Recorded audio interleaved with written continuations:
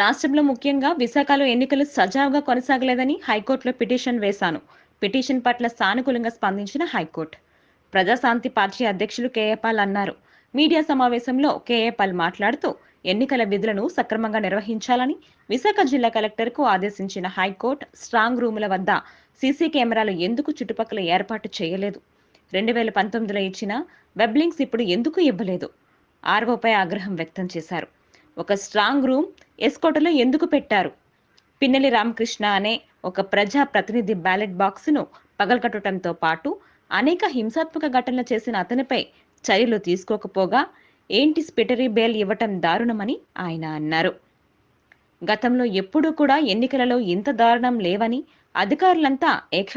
అధికారులంతా ఏకపక్ష ధోరణిలో వ్యవహరించారని ఆవేదన వ్యక్తం చేశారు.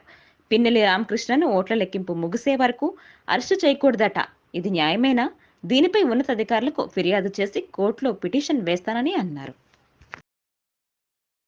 మాత్రం 14 లక్షల్లో తక్కువైతే 6-7 లక్షలు, ఎక్కువైతే 10 లక్షల వరకు పడ్డాయని అంచనా, ఎస్టిమేషన్.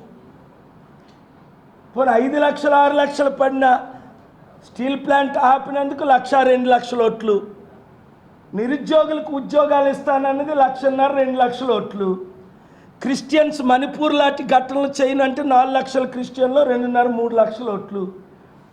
మరి బీసీని, కాపుని, దళితుడిని కనుక క్రిస్టియన్ 52% పోనీ ఓ 10% వేసుకున్న 1,40,000 ఓట్లు.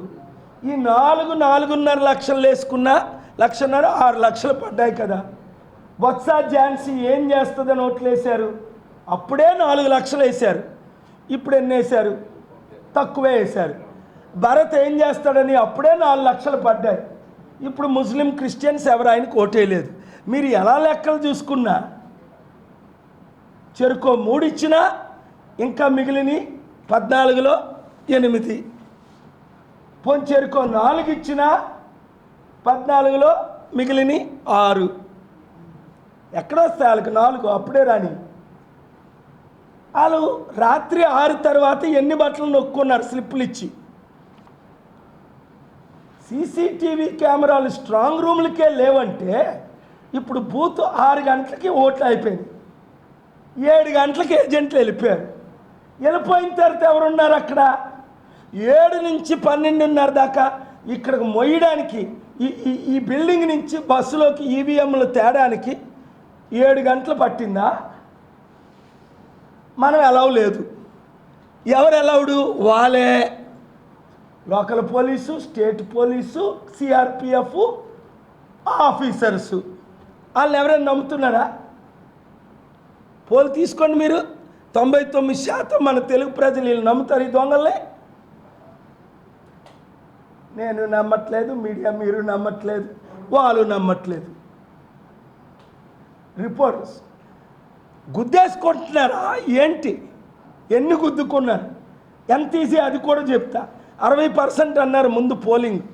ఫస్ట్ 1 o'clock మీరు చూడండి 30, 5 o'clock చూడండి 50, ఎలక్షన్ అయిపోయిన తర్వాత చూడండి 60, 65, 62, 61, మరుసటి రోజు 71 ఎలాగొచ్చింది.